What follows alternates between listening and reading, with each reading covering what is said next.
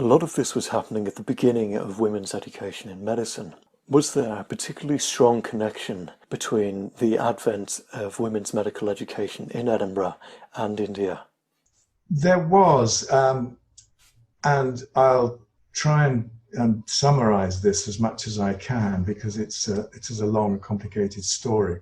So I'm sure you know about Sophia Jex-Blake and her efforts to get women's medical education started in Edinburgh at the end of the 1860s, the beginning of the 1870s. That's a story that doesn't reflect a great deal of credit on the University of Edinburgh, but on the other hand, Edinburgh was the only place where this was even feasible as an effort.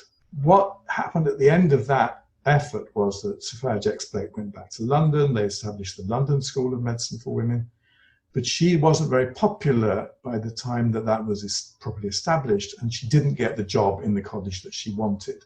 And she came back to Edinburgh, which is an interesting decision to have made, to her friends and supporters in the university, in the medical profession in the city as well, who had been very much in support of the idea of women's medical education. The significant change in the 1880s, in other words, 5 or 6 years after she came back to Edinburgh and set up a private practice, which was successful, the change was that medical qualifying institutions, including the Royal Colleges of Physicians and of Surgeons in Edinburgh and the Glasgow equivalent, were permitted by a change in legislation to allow women to take their qualifications.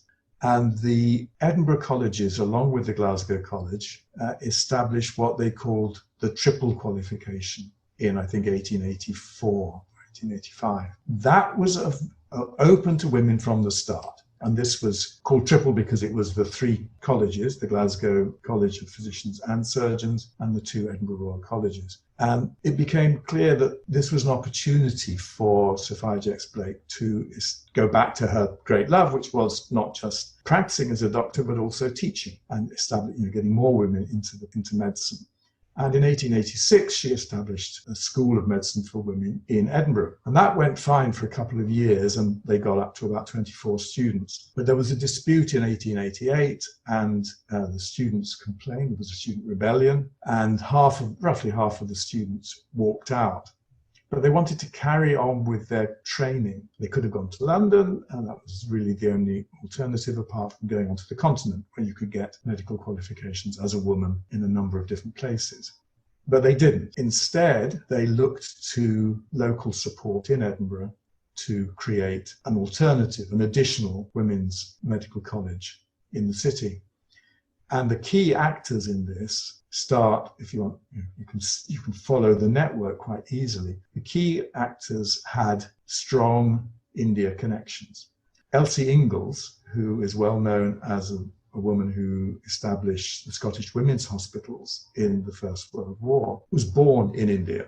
She was born in North India. Her father was a senior civil servant, firstly in the East India Company, and then when after the mutiny and rebellion of 1857-1858, and the British government took over, so he became a very senior member of the Indian government.